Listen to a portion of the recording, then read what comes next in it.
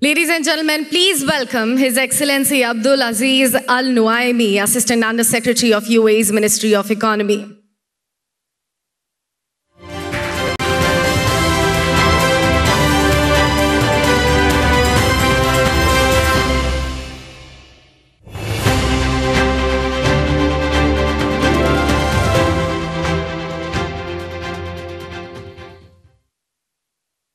Good afternoon. I didn't expect that intro.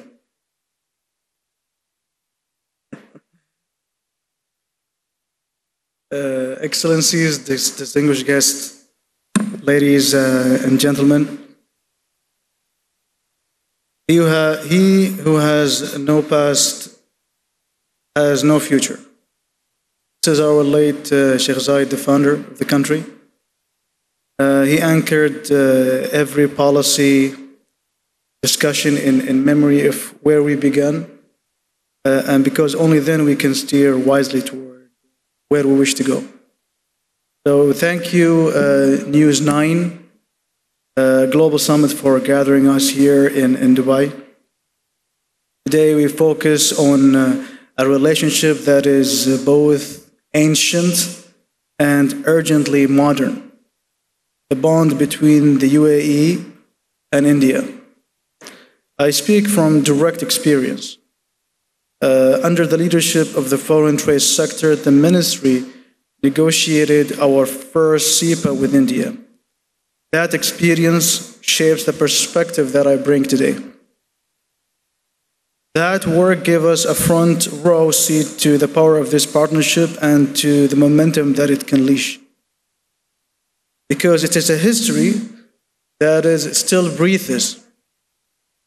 Our history does not begin with CEPA. At one time, the Indian rupee circulated on our streets.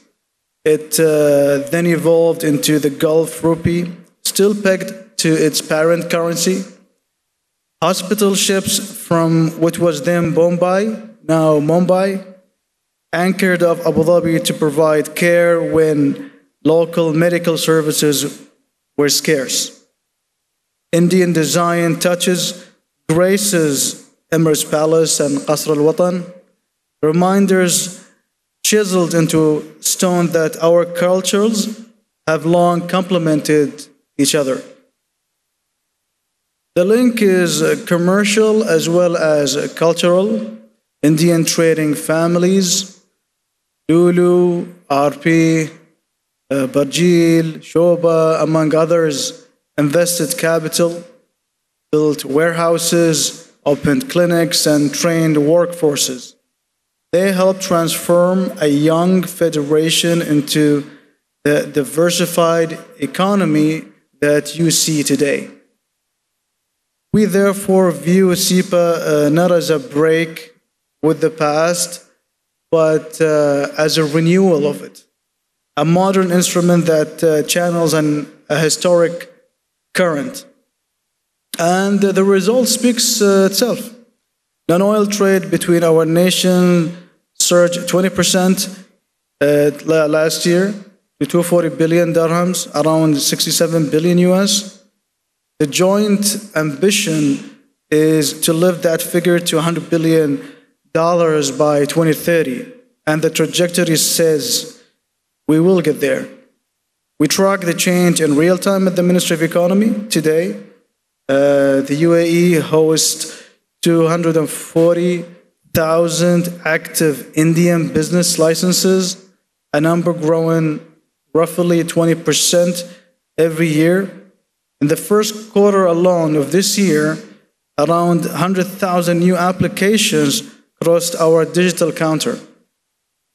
It is happening, it is real, and it is happening now.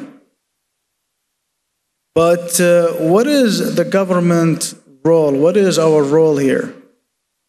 It's to clear the runway. What's the task of the state in this story? Is to clear the obstacles. We widen runways. Our reforms already in the statute books, including the 100% ownership, the long-term golden visa residency for entrepreneurs and investors, the enhanced IP protection, the cluster strategy, the group high-tech companies, space tech, healthcare, advanced manufacturing. These framework decisions matter just as much as any headline deal. Yet the headlines help illustrate the scale. Mubadala invested in Tata Power, Reliance Retail, and Geo Platform.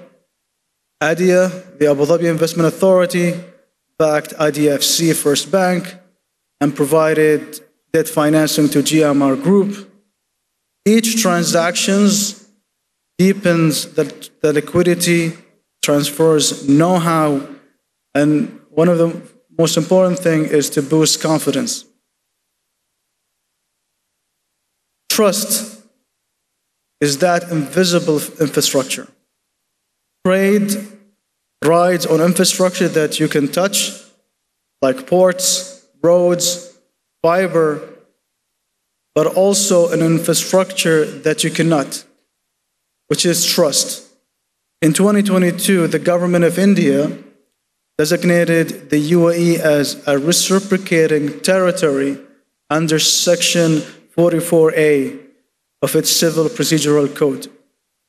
That single notification means a civil or a commercial judgment handed down in Abu Dhabi, Dubai, DIFC, or ADGM can be enforced by an Indian court. Entrepreneurs gain clarity, lenders gain security, and commerce simply gains pace. But it is a wider network here. Building on the success of CEPA with India, and as our guest a few minutes ago were talking about Kizad, the UAE has finished more than 20 additional CEPAs with other countries and regional blocs.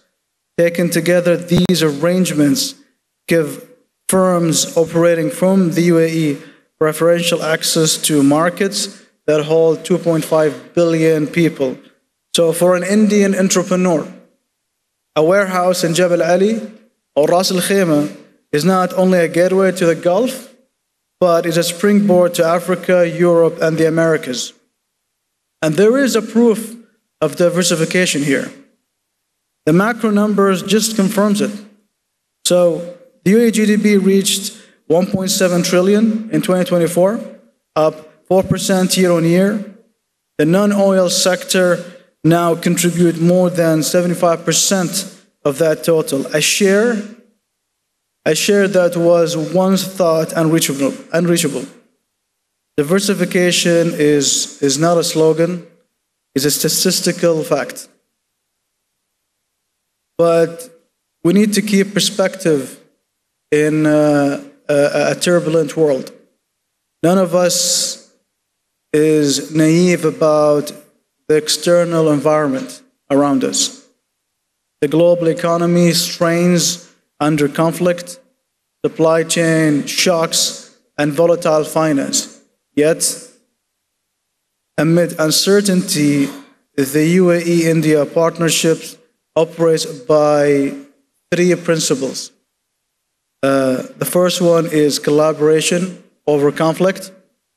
The second is partnership over isolation. And the third one is resilience over reaction.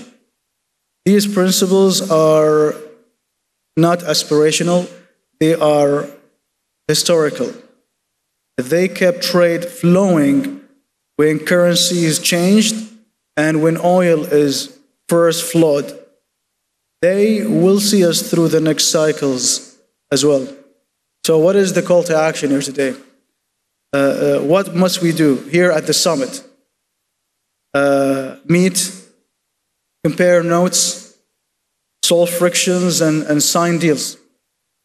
Government can write enabling law for you, but only the private actors can turn pivotal potential into production.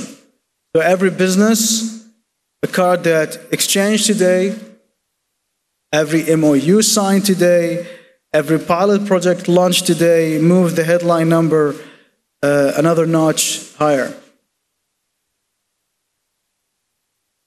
So the future depends on what we do in the present.